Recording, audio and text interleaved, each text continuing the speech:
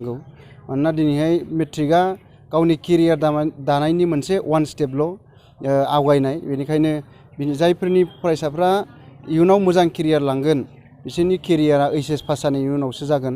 दिनै मेट्रिक आनजादा बिनि मोनसेल' आगान बारायजेननाय बेनिखायनो साफ्रोमबो मेट्रिक आनजादाव उथ्रिनाय फरायसा फंबाय बिनानाव बिथांमोनखौ खावलायदों गावनि गोसोखौ थिग खालामनानै इयुनाव गावनि केरियारखौ लांनो थाखाय आरो इयुनाव साफा साफा मोजां सुबुं सम्पद जानानै बर' समाजखौ नायनो आरो बर' समाजाव जि आंखाल जानानै दं जोंनाव डक्टरनि अनजिमा खम इन्जिनियारनि अनजिमा खम प्रफेसार नांगौ बर'आवल' गोबां प्रफेसार मोनो जोङो नाथाय गुबुन गुबुन डिपार्टमेन्टआव प्रफेसार जोङो मोननो थाङा दा बेखायनो गुबुन गुबुन बिथिङाव जोंनो प्रफेसार नांगौ बायदि बिथिङाव जोंनि दिनैनि फरायसाफ्रा आनजादाव उथ्रिनाय सेथि थाखोआव उथ्रिनाय टप मोननाय डिस्टिंसन मोननाय स्टार मोननाय फरायसाफ्रानो जोंनि इयुन जोलै बिसोरो जाहाथे इयुनाव गावनि केरियारखौ मोजाङै लाङो बेनि थाखाय जोङो नैबे बरायनाय हाबाफारिफोरनि गेजेरजों बिसोरनो गोसोनि थुलुंगा गांफा गांफा आर'नाइ बावनायजों गोसोनि थुलुंगा हरदों गोसोनि बोलो हरदों जाहाथे इयुनाव जोंनि बोर लानानै आरो जोंनि मदद लानानै बिथांमोना गावनि इयुननि केरियारखौ मोजाङै लांगोन।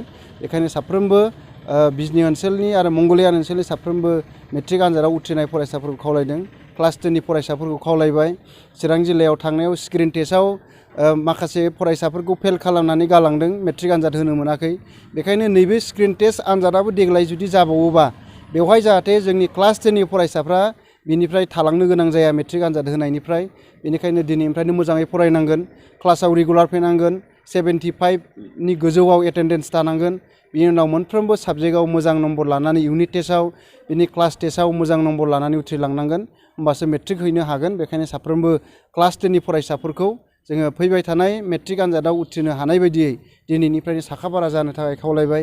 दिनैनि जुगजों जुजिनो थाखाय दिनैनि मेरिट जुगजों थांनानै थानो थाखाय साफ्रोमबो फरायसाफ्रा मोजां नम्बर मोननानै मोजां पार्सेन्ट मोननानै स्किल गोनां जानानै जोङो दावगालांनांगोन साफ्रोमबो फरायसाफोरखौ खावलायबाय।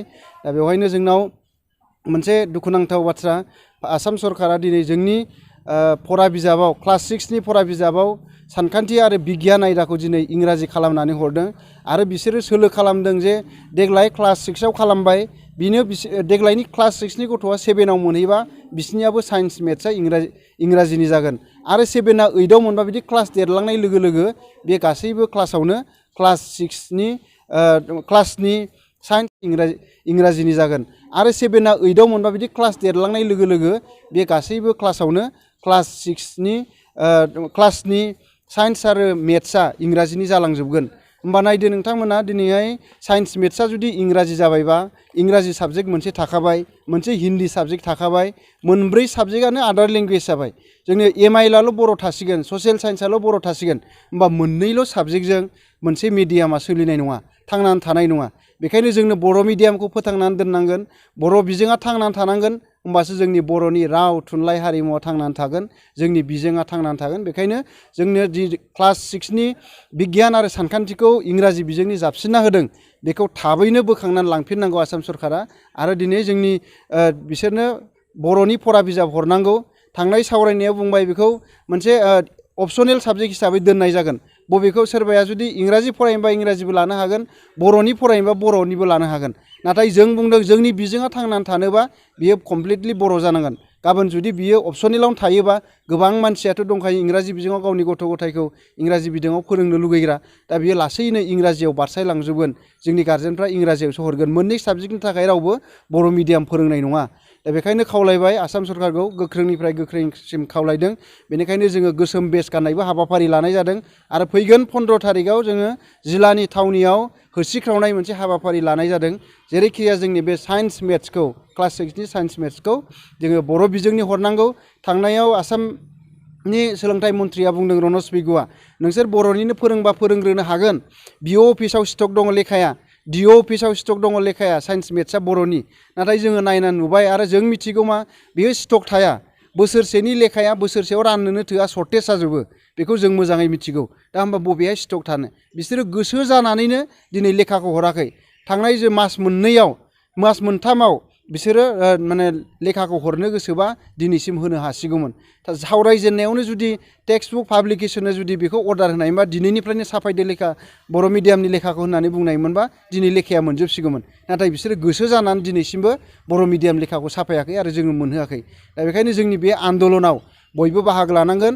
बर' हारिया आन्दलननि अनगायै जेबो मोनाखै। दिनै जोंनि बर' रावनि थाखायबो सोमावसारनांदों, मिडियामनि थाखायबो सोमावसारनांदों, गासिबनि थाखाय सोमावसारनांदों। आरो दिनैहाय जोङो मोनसे जोंनाव अलखद फैबावदों बर' बिजोंखौ फोथांनायनि बे आन्दलनाव, बे सोमावसारनायाव बर' थुनलाइ आफाद, बर' फरायसा आफादजों लोगोसे गासैबो बर' रायजो राजा, फरायसा, सानसुमै नोंथांमोनखौ खावलायबाय बे मिडियाम फोथांनायनि आन्दलनाव बयबो बाहागो लानांगोन। जेब्लासिम जोङो बेखौ बोखांनानै लाया आसाम सरकारा अब्लासिम आन्दलनखौ जोङो लांबाय थानांगोन। मानोना जोङो दिनै बिसोरो लासैनो बर' मिडियामखौ फोथैनायनि जि षड़यन्त्र खालामदों। दिनै बिसोरो हादरारि सोलोंथाइ खान्थिनिबो बेरेखा हाबा मावबाय। NEP-नि भायलेसन खालामदों बिथांमोना। दिनै हादरारि सोलोंथाइ खान्थिया बुंदों बिमा रावजों सोलोंथाइ लानो मोननांगौ बयबो गाव गावनि बिमा रावजों। जायफ्रा भारतनि 90 फारियाव सोसनजाबाय बिसोरो गाव गावनि बिमा रावजों सोलोंथाइ लानो मोननांगौ।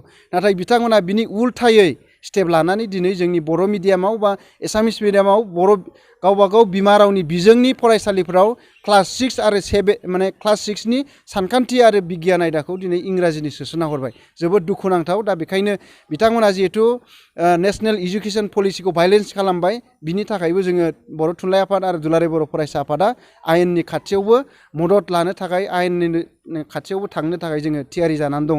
दा बेखौ आङो नोंथांमोननि चेनेलनि गेजेरजों खावलायबाय जाहाथे जोङो माब्लाबाबो नैबे बिथिङाव जोङो कमप्रमाइस जाया। दिनैहाय जोङो नुदों जुगजों फैनाय लोगो लोगो जोंनि गोबां दिथागिरिफ्रा, जायफ्रा एसे थाखा फैसा दंसै, बिसोरो थाखा फैसा गोनांफ्रा बर' मिडियामखौ नेवसिनानै दिनै इंराजि मिडियामाव थांनो नागिरदों।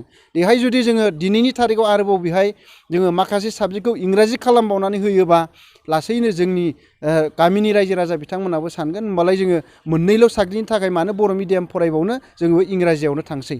बेखायनो जोङो बेखौ जेरैखिजाया थिग खालामनांगोन। आरो जोङो सोमावसारनायनि गेजेरजोंबाबो जोंनि बर' बिजोंनि लेखाखौ जोङो बिनानै लाख'नांगोन आरो बर' मिडियामखौ फोथांनानै दोननो थाखाय जोङो बयबो खौसे जानांगोन। बेखौनो आं नोंथांमोननि चेनेलनि गेजेरजों खावलायबाय।